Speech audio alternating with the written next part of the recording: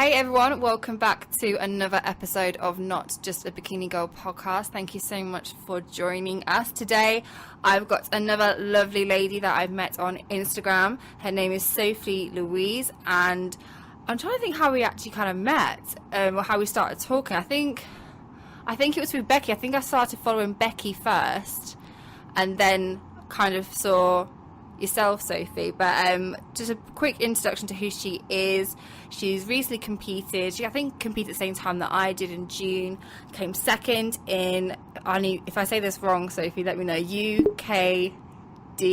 No, I've said it. Yeah. UKDFBA. There we go. She absolutely smashed it, came second, and she's sponsored by Grenade and Sanctum Apparel. The reason why I want to get her on this podcast is she's been very open on Instagram about her experiences post-show, and she seems to be very open-minded and very entrepreneurial, so I thought we've got to get this lovely lady on. So welcome, Sophie. Thank you. I'm excited to be here. Give us an introduction about how you came into the fitness industry and your bodybuilding kind of career journey so far. So I was about 20 years old when I first started getting into the gym. I've always been quite active. I actually used to be a runner when I was quite young, so I ran for my local town and then my county. But then obviously things get in the way, like boys and school and drinking, and I didn't want to train anymore for that. So I probably put a bit of weight on, and then I got into the gym when I was 20 years old with my friend. We just decided to go to the gym, and then I really enjoyed it. And then I met a boy who got me into the gym, and I just got more and more into with the weightlifting side of things. And then we had a bit of a rocky relationship, and I just found it was my place to sort of be on my own and have my own space. And I guess, that was probably, having a rocky relationship was probably the thing that got me into the gym, and it gave me focus on something that wasn't that. And I had quite a hard time at college. I got bullied by girls. So again, it just gave me focus out of it. I just forgot about everything else and just got my head in the gym and watching my body grow and change, and I guess it just gave me a focus in life, really. And then so I wanted to compete about 3 years ago, but I just kept putting it off, telling myself that I wasn't good enough, telling myself I'd never be able to diet, I'd never be able to not have a cheat meal, I'd never be able to go a day without chocolate. And then the more and more I put it off, the more I realised that I wanted to do it. And obviously at the beginning of this year, I just thought, right, it's now or never. So went for the jump. So what was the kind of moment for you that you just decided, right, screw this, I'm just gonna go for it? I think just having a hard time from girls. I've always had a hard time from girls. I don't know why, I just always have. And then obviously I worked with some girls that weren't very nice, and I just thought, you know what, I'm going to prove you all wrong, and I'm going to prove myself wrong. And I'm a big believer in a new year, a new start, and writing goals down. A lot of people think it's really cliche, but I actually think that it's really helpful. And I just wrote it as a goal this year and thought, I'm doing it. It's my turn to shine, I guess. You came from kind of a beauty background, because obviously you've came from the beauty kind of side, and before the podcast you mentioned that you've now started to move more towards doing online coaching and working with some cool brands on Instagram. So how have you come about that? I don't know really. I started in the beauty industry when I was 19, and I thought I wanted my own salon, and I had all these big aspirations of being owning a spa. And then I guess as time went on and my interest just kept being in the gym and being healthy and fit, I've just sort of gone away from that now a little bit and realised that that's not really my goal in life anymore. Don't get me wrong, I still love my job and I love making people look pretty and tanned and having nice lashes and nails, but it's not really my sort of passion anymore. I like making cool content. I really enjoy helping people become fitter and healthier, and helping people mentally as well, and that's why I'm always honest on like my Instagram posts. I just feel like I like to put things out there. Like, I just like to give people information. Okay, cool. So you smashed your show, your first show, nailed it. How did you find coming up to that prep for your first time? Was there anything that surprised you? Anything that you thought was maybe potentially easier than you thought it would be, or harder than you thought it would be? Yeah, so the diet I actually found really easy, which I thought was going to be the hardest part.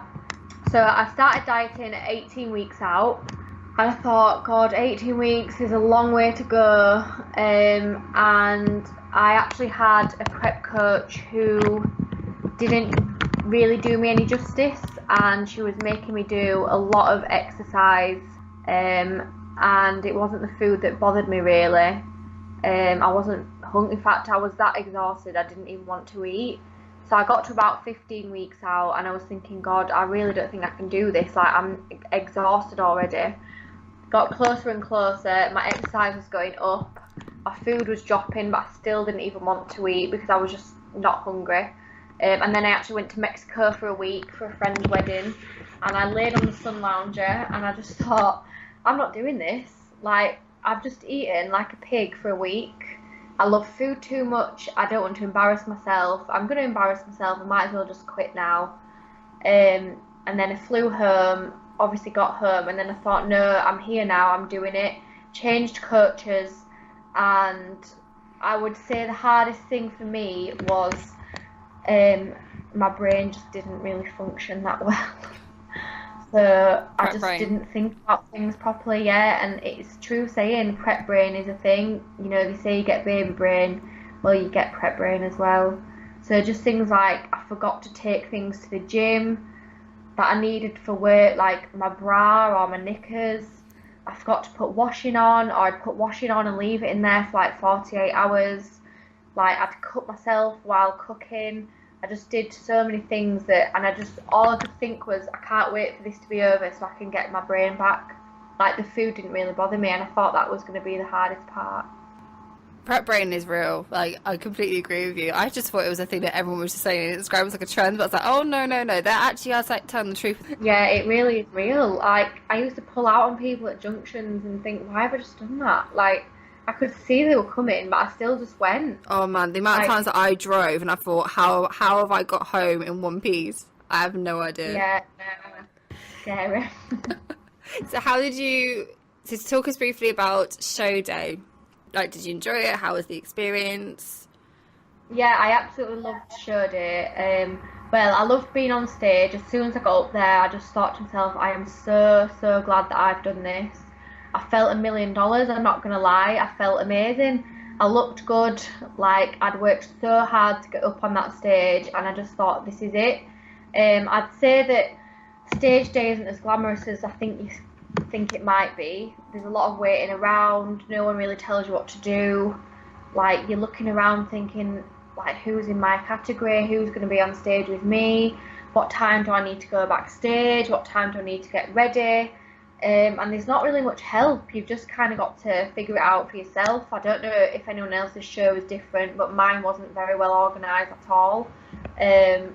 Sort of backstage, you just had to guess when you needed to be backstage. As obviously the run-throughs, they don't know how long each round's going to be, so they can't really give you a specific time. But other than that, I've absolutely loved being on stage. It's the best thing I've ever done. I definitely winged it in terms of timings. I was just thought, right, I'm gonna start eating this peanut butter at 1 o'clock and just hope for the best. It got to that point because it's so much going on, and you just think, right. Yeah, really. Like, I did my makeup in the toilets, and there was like wee all over the floor. There was toilet roll everywhere. There was thick everywhere, and you just think, this is really not that glamorous. Did you have a plastic cup? No, I didn't. Someone told me to do that, but I was fine. I panicked. I just saw loads of blog posts. I thought, right, I'm gonna get a plastic cup. I don't know if I need it, but I'm just gonna take so much random stuff that I probably don't need and be like the real life Mary Poppins and come like a crap load. I just made sure that I layered the toilet seat with toilet roll. Yeah. But I didn't No, I didn't use plastic cup. Maybe next time. To be fair, I didn't even use it. Then my mum said, "Why have you got some plastic cups?" I was like, "Don't ask, Mum." I was like, "Just don't ask." I know, to be fair, I did, before I stepped on stage, I watched someone's YouTube video, and it was like 10 things you need for show day, and one was a plastic cup, and I was thinking, knowing me, I would wee in the cup and it would go all over my hand, so I just thought, no, I'm not even going there. Don't risk it. Don't risk it.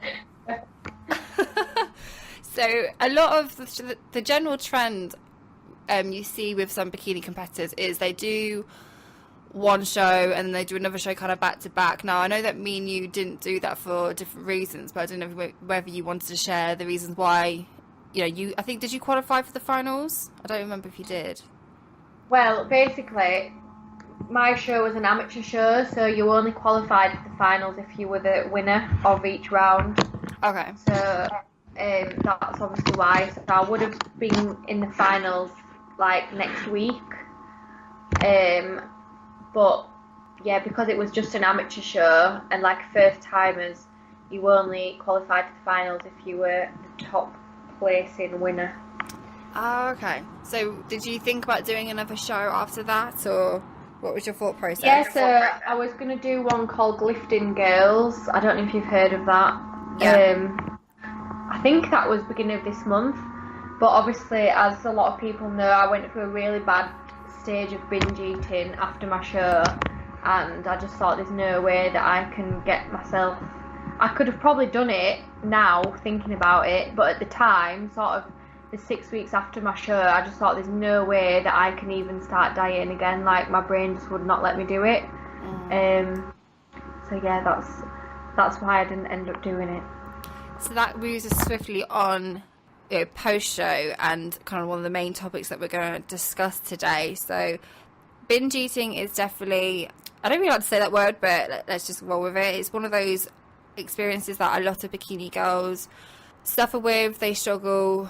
Well, you'll probably be able to explain this a lot better probably than me, but I know that we experience slightly different post-show experiences. So I don't know whether you wanted to kind of share what happened. You've been quite open with Instagram anyway, so I've kind of got a bit of a backstory, but just for the listeners that maybe don't follow you on Instagram, what happened with yourself after post-show? So I, obviously, as soon as I stepped off stage, I was like, right, food, this is it, it's time to eat, as what I've been waiting for. Even though obviously I didn't find the diet that hard, obviously I was still really looking forward to eating. So as soon as I stepped off stage, the first thing I ate was chocolate. And everyone was like, just slow it down a little bit. Your stomach's going to be sensitive. You won't be able to eat that much. Then I went out for tea, and I actually had lasagna wrapped in a burrito, which was crushed with nachos. I didn't even know that stuff existed. Well, I know, it's Rub Smokehouse in Nottingham. It's amazing. So I had that with chips, and I was absolutely fine. I ate it all, and it didn't even touch the sides. So then I ordered a dessert, which I shared with my boyfriend, which was like 3 donuts covered in Reese's cupcakes and ice cream and Nutella. So we shared that, and again, I still thought I can keep eating. So I then ate 3 more donuts, I think, and I had a few cookies in the car on the way home. And then, because I'd eaten so much, I think I just thought, wow, like, I really can eat what I want now. Like, I was just in so much shock that I just didn't have to worry about, like, eating. I think the fact that I didn't get into the final probably made it a little bit worse, because I didn't really need to watch what I was eating. And then day by day, it just got worse and worse. So I had a little drawer in my kitchen which was full of treats, what people had been buying me. And every single day I just went in there and thought, right, what can I have? And I just honestly could not stop. And I think it was just the mental of being able to eat what I want. Like, it was just surreal. Like, I can actually eat this if I want to eat it. But I think it got to the point where I didn't even want to eat it. I just thought, well, I might as well eat it because I can. It just got worse and worse. It spiraled out of control, really. And I think because I felt bad for doing it, I just kept doing it. And I'd sit there on a night and I'd think, right, I'm not going to do it, I'm not going to do it. And then I'd head straight to that drawer and I'd get something out, and then I'd be telling myself, why are you doing this? Stop it, put it away. And then I'd get something else, and I just kept eating and eating and eating and eating and eating. So did you find it was with situations like this, when I've done a bit of research into the binge eating itself, they normally say there's a trigger that kind of sets off this binge eating kind of cycle. So do you feel, obviously the show, post show itself was potentially a trigger, did you feel there was anything else maybe going on with in your life that potentially triggered that desire and want to kind of eat? Say it was just the show. I'd say prep. I wouldn't even say it was post show. I'd just say the fact that I'd put myself through prep and I hadn't eaten anything bad, I hadn't cheated. I think I just thought I deserved it, and I might as well eat it because I can have it, and I'd been so used to saying no. And I think it didn't help that when I was on prep, I went to a lot of events. I went to a lot of weddings, a lot of parties, a lot of like family gatherings, and there was food everywhere, and I just was so used to being like, no, I can't have it, no, I can't have it. Oh, why can't you eat it? Like having to explain to people what I was doing and why I couldn't eat it. And then I think when I could eat anything, because obviously prep was over, I just convinced myself that I should have it. So in terms of, if you had to go back, if you were going to do another show again, what do you feel like you would do differently in comparison to what you did last time? And what advice would you offer to someone who's potentially been in that same situation? Like I do want to compete again, and mainly to prove to myself that I don't need to eat that way. So I think I watched a lot of like 10,000 calorie challenges on YouTube when I was on prep, and I really don't think that helped, because I was convincing myself that that's what I wanted to do like every day when it was over. And I think even though I enjoyed watching people eat, I was basically watching people binge eat. Yeah. And even though I know the 10,000 calorie challenge is just a bit of a laugh, and you know, it gets people more watching on YouTube, like I think because I just became so obsessed with them that when it was all over, I just wanted to eat everything, because I'd just been watching people eat everything. So I definitely wouldn't do that again. I wouldn't watch those challenges. I was watching like 3 a day. Wait, what were your top 3, would you say? Rob Lipsit. Yeah, I've watched that one. Which other one have I watched? Which was it? There was this Chinese girl from America. I don't know what her name was, but she was really good. And is it Sarah from Ireland? Is that her name? Sarah Godfrey? Yeah, I think that's the one. Yeah, hers was really good. I'd say them 3 were the top 3. I watched Elle Darby's one as well. Yeah, I watched hers, but I'm sure she didn't really track her calories. I'm sure she didn't. I remember her eating like really random like chocolate bars that I didn't even know existed, and I was like, I'm really like not with the times. Like the sweet owl is really upgraded since I've last checked it. Okay, cool. So I'm just looking at your Instagram right now, and you know, you speak a lot about, for example, I'm going to read one of your kind of captions. I'm nowhere near stage lean, but I never want to be unless I'm still on that stage. My body is completely different, but I'm happy with that right now. Legs and booty is all a girl wants, right? So a lot of girls kind of struggle with embracing their body after, you know, it's you know, after you've had those abs and after it's been really, really, really lean. So in terms of like a mindset perspective, what sort of things do you kind of, it sounds really silly if you tell yourself, or things that you kind of practice doing so you have that relationship with a positive relationship with your body instead of having a negative one because of the competing? So I just tend to focus on what I like about my body. So obviously I like that I've got bigger legs again, a bigger booty. I feel like I've got more shape in like my shoulders.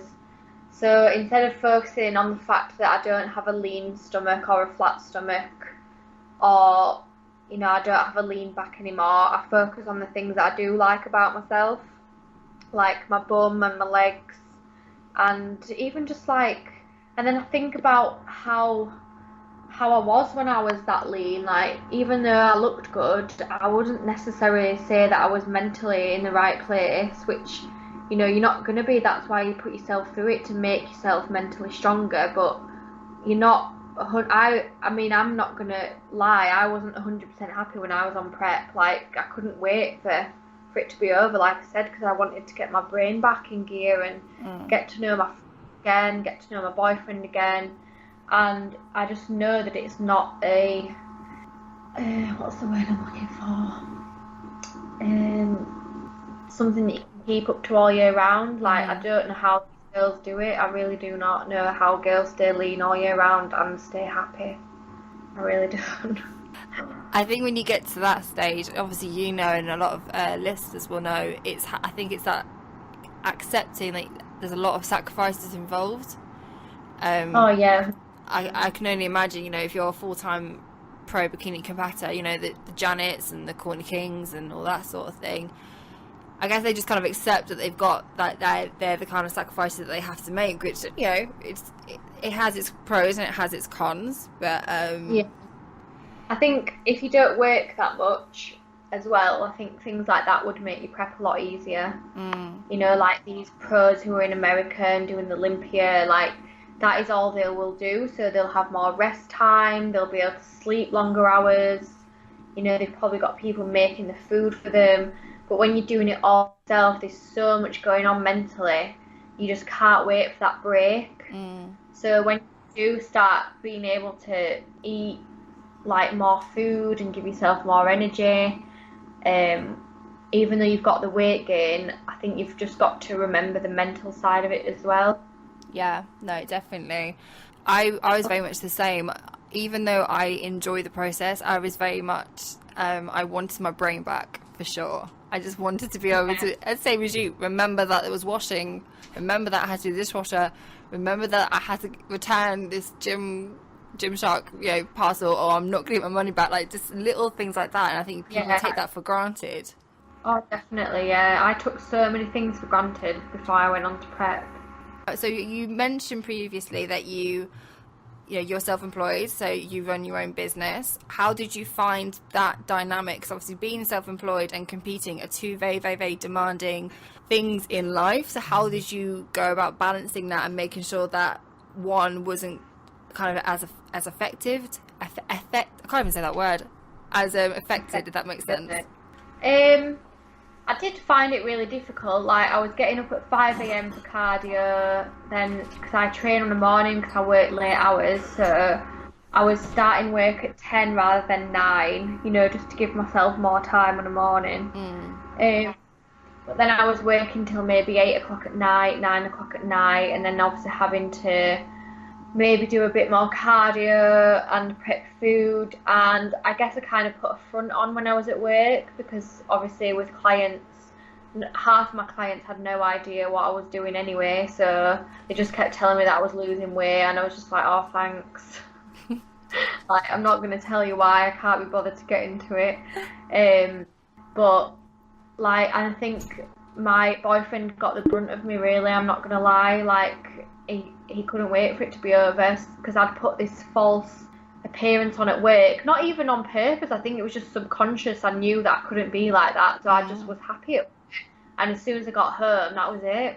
I was like the devil. Yeah, devil child. I was so into the devil. I was tired, I was grumpy, I was snappy, I was nasty. So my boyfriend just used to say, just go to bed, please.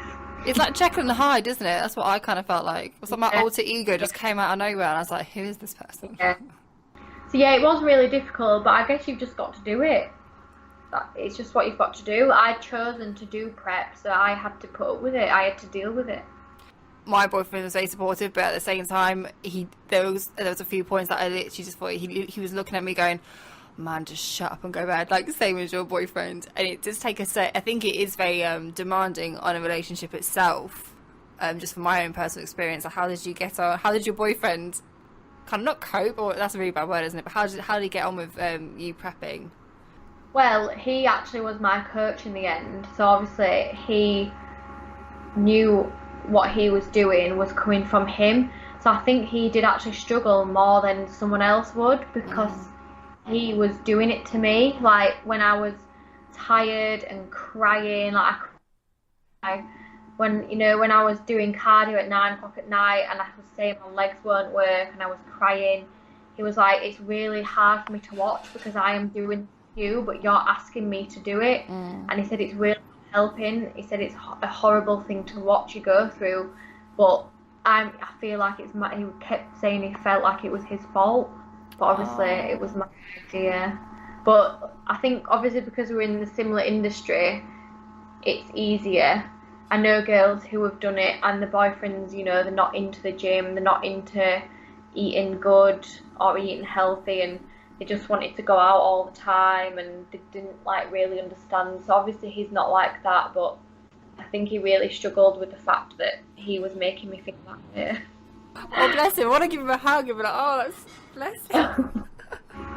But at least, he couldn't wait for it to be over. Yeah, but at least I guess you had, in terms of accountability, you couldn't hide, which was I guess is a kind of a good thing because your coach was probably in the next room. Well, yeah, exactly. Yeah. And I think it made me not want to do it even more, because I think deep down, about 5% of him probably thought that I couldn't do it because he knows how much I love food. And I think I wanted to prove him wrong. Yeah. So when I went to all these events with him and stuff, I think he thought I'd really struggle. But I was just like, no, don't need it, don't want it, I'm not having women. I don't need no food. Yeah. Yeah. Awesome. Okay, so you briefly touched on that you worked in a beauty salon while you were competing, and obviously that sort of industry and the job itself requires a lot of customer service and potentially dealing with some very interesting clients that were making a lot of comments, which I know some girls can find quite difficult to try and handle. So how did you go about that at your place of work, and could you give any advice to anyone who could potentially be dealing with any negativity or any kind of weird comments from people? Well, I guess like if I was feeling quite low on some days, I kept myself quiet, and I think my clients knew that not to talk to me very much. Like I think they could just sense that I wasn't in the mood to talk. Because I just think if I'd have carried on talking and they'd have said something annoying, I'd have probably like felt like I wanted to snap at them. And I think you've got to be careful of who you would say things to. I think you sort of sense from people who you can tell and who you can't tell things to. So obviously, you have got your favourite clients, you've got your clients that you talk really in depth about life with, and you've got ones that you just ask them how the weather is and what they're doing at the weekend. So obviously clients like that, I just thought, I'm not really going to tell you what I'm doing because you probably don't care, you probably don't understand, you don't really know why. It's very much, well, I like food too much to do that, or why would you want to do that to yourself? But I don't think anyone likes food as much as a bikini girl, but we still put ourselves through it. Very true. And I think I'd just say, just be wary of who you're saying things to. But I got the brunt of it from the girls that I actually worked with at the time. So they were all sort of Slimming World, Weight Watchers kind of girls. They were on a diet for 3 days and then they gave in. And I just don't think they liked the fact that I could eat healthy and diet and not feel the need to have chocolate when it's sat right in front of me. So they just used to dig at me all the time, telling me that I didn't look very happy, telling me that they preferred me when I wasn't skinny, telling me that I wouldn't be able to get pregnant, telling me that I'm unhealthy. And I actually took myself out of the situation and moved salons because I just thought I don't need it. And I upped and left about 3 weeks out from my show. It's removing that negativity. So I think it's just for sure taking things in your stride, not trying to, don't take things to heart. Like I knew they were just being picky and a bit bitter, but you still can't really help but feel a bit like down about things. But instead of dwelling on it, I just took myself out of the situation and changed it. No, and I commend you for that, because a lot of people might not have that courage and strength to take themselves out of that negative kind of environment. It's crazy, isn't it? We live in like a very developed country, Sophie, and we can't get running internet. Like, what is this? And God, I completely forgot my train of thought now. I'm going to move it on. Oh, man. Okay. This is one interesting question that I wanted to give to you. So, completely going another... Sorry, guys. The signal went a bit funny, so I've lost my train of thought. So we're going to carry on. But a slightly different stance that I want to take now. In the beauty, obviously you have a lot of experience and knowledge in the beauty industry, and being a bikini competitor, the beauty aspect is quite a key component, I would say, to making sure you look your best on stage and you could potentially win. And obviously you came second, so you know quite a few things. If there's any key things that you think girls need to be kind of prepping for, or to have in their kind of beauty regime to make sure that they're the best on stage, what sort of treatments would you recommend?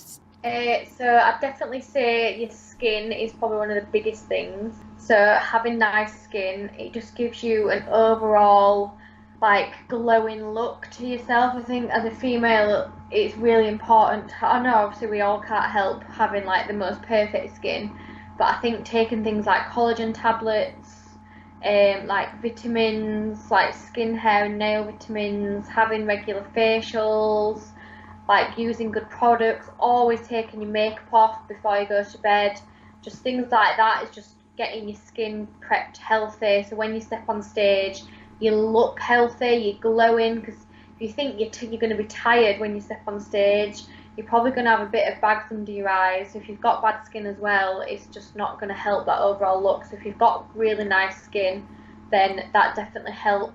I'd say teeth as well. So having a nice smile, so obviously making sure you brush your teeth, which I'm sure we all do, but make sure you brush them regularly. Like using a good mouthwash, maybe having your teeth whitened if you feel like they're a bit discoloured, or just avoiding like coffee and like highly stained foods like curries and things like that. And then I'd probably say, I think your hair's a big thing as well. I know that's not really the beauty industry, but I think your hair, it's really important to have nice hair when you step on stage. Again, just like strong, healthy looking, like glowing hair. I think they're the three main things that you need to sort of look after whilst you're on prep.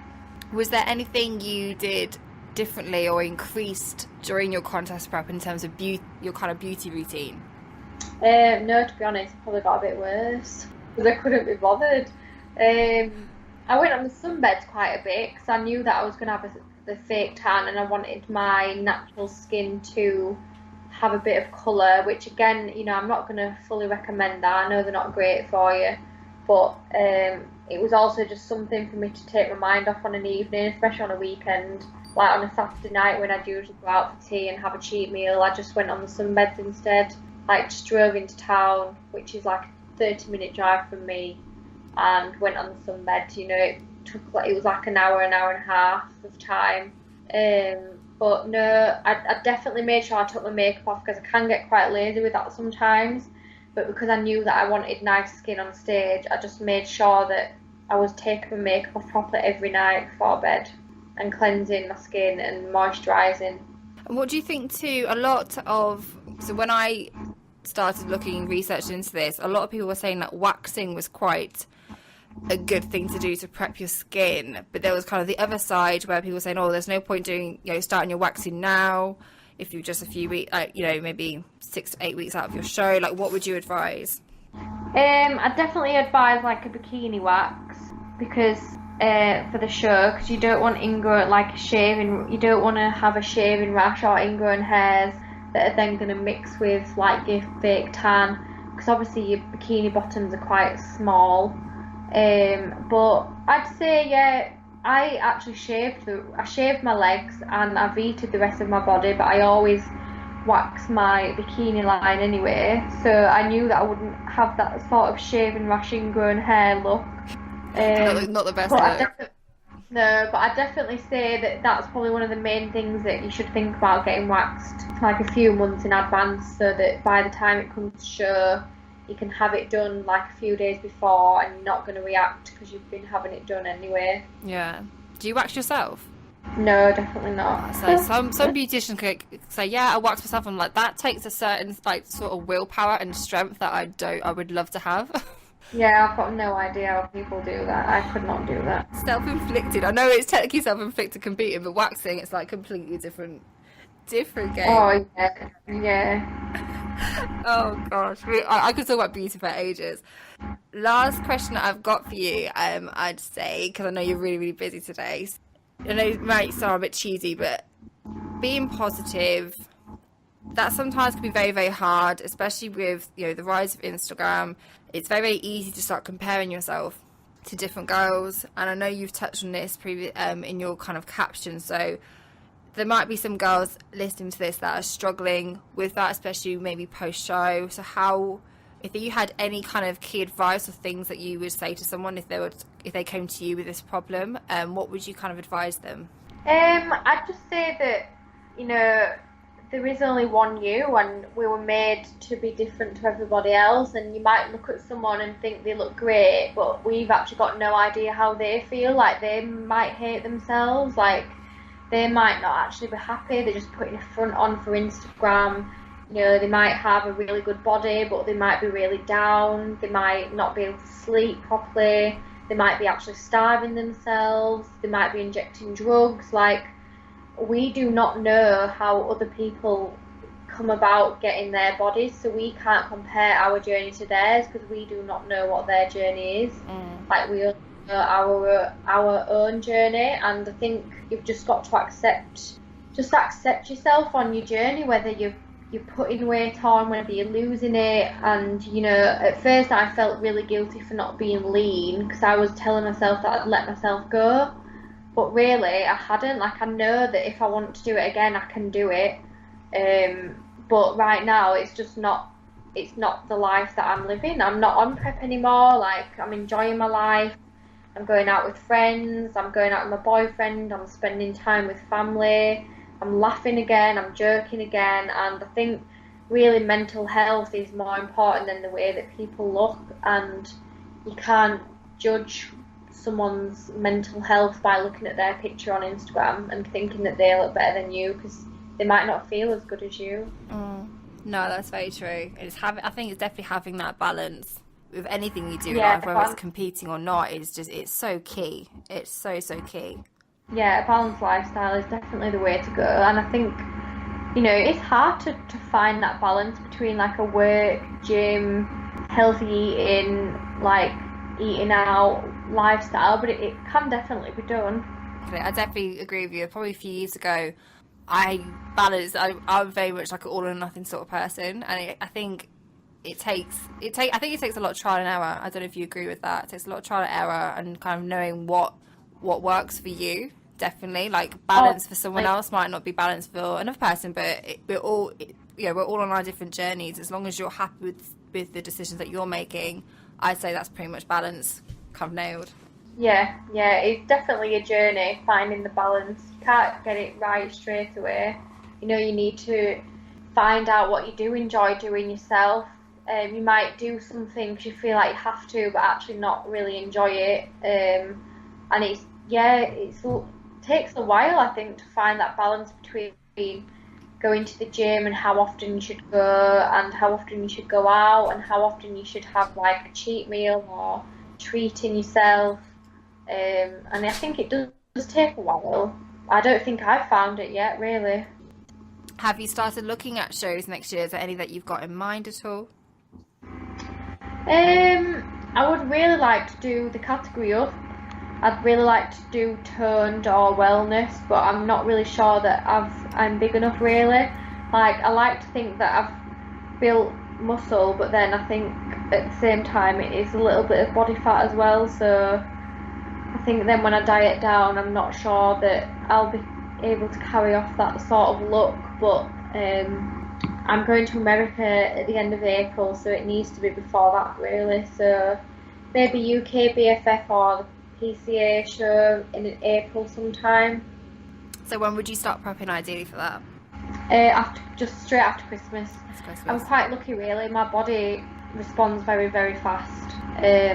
Like, even though obviously I prepped for like 16 weeks this year. I went to Mexico and obviously put a stone on, and then I only had 7 weeks from Mexico to my show to get lean, and that I'd managed to do it, so my body responds quite well. So I'd probably just say I need sort of 3 to 4 months to get it done. Yeah, definitely. If your body responds fast as well, you probably might get to the situation that, 12 weeks, you hit stage lean and you're actually eating into your show, which I guess a lot of girls like to get to that point. Yeah, definitely. Fingers crossed. Okay, also, last question I've got. I keep saying last question and I keep thinking of more. What are your plans going forward, career-wise? Been in the beauty industry and kind of looking into doing more online coaching. So what's kind of, what's next for Sophie? So I really want to kickstart my YouTube channel. It's something I'm really passionate about, and again, it's just something that I tell myself I'm not going to be good at. I'm not good enough for it. People won't want to watch me, and obviously having those reservations it's never going to work if I'm thinking like that. So I just need to go full steam ahead, and when I get my Wi-Fi connection sorted out at home, I will be uploading like weekly videos. I'd really like to get that up and running properly, just to help inspire people, motivate people, like, because again, a lot of people obviously tell me that I'm honest and they feel like they can sort of confide in me, and I'd like to show that more through my YouTube videos and hopefully touch a few more people's hearts and just show people that you can be really honest and also be sort of loved at the same time. And then I'm really interested in pregnancy, so I do pregnancy massage, and I'm going on a pregnancy reflexology course in a month, and I would like to get my personal training course done, and I would love to work with pregnant women as a personal trainer. That's really what I want to do. Amazing. Is that what I've been seeing on your Instagram story? Yeah, probably, yeah. I find I'm not broody at all, just to kind of put it out there in case Joe's watching this and thinking, But I do find it's definitely a niche, and I think with pregnancy, I find it fascinating and how that kind of affects and changes like the body. So that sounds so cool. Yeah, I find it really fascinating. I'm just obsessed with pregnancy. Like, I wouldn't say I'm obsessed with babies. It's more the actual what the body goes through and the whole sort of 9 months of being pregnant. It really interests me, and I think because I like to help people, and I think helping a pregnant woman who is tired and sick and deflated, I just think that's what I'd like to do. What courses do you have is there like a certain qualification like separate that you need to be able to teach or train pregnant women? I don't think there is. I think you can train them, but obviously I think if someone knew that you were specifically trained in prenatal fitness, I think you'd be more likely to attract a pregnant person than just being sort of your average Joe personal trainer.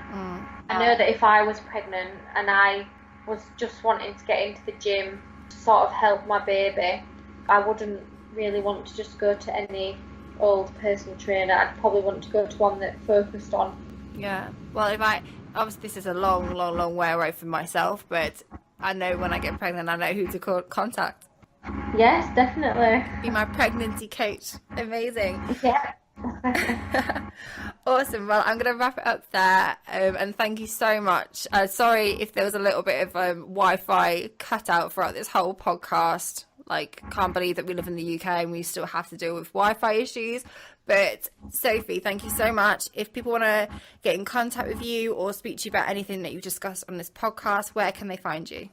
You can find me on Instagram at Sophielaa, which is LAA. So literally SOPHIELAA on Instagram. Amazing. Well, thank you so much, Sophie, and I hope you've enjoyed this. I hope you listeners have enjoyed this as well. If you have any questions for Sophie or myself, if you'd like to be involved in the podcast, or there's anything you would like us to cover, again, I'm happy to have Sophie on here again. So if you guys like what you heard, then please do let me know. Make sure you hit that subscribe button, and I'll see you in the next episode.